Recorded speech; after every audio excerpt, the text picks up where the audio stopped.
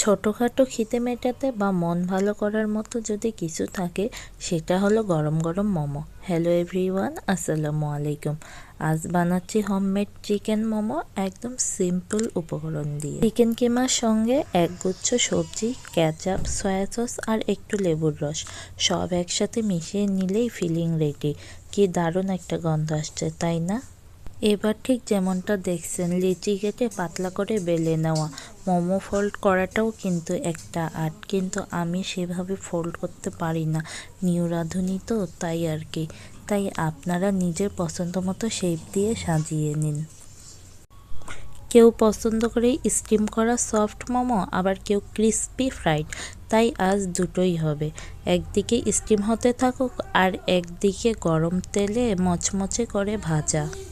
এই তো রেডি হয়ে গেল আমাদের মোমো, সাথে থাকুক ঝাল ঝাল চাটনি আর সস। এই ঘরোয়া মোমোর স্বাদ কিন্তু বাইরের দোকানের চেয়ে কোনো অংশে কম নয়। কাকে কাকে খাওয়াবেন এই মোমো?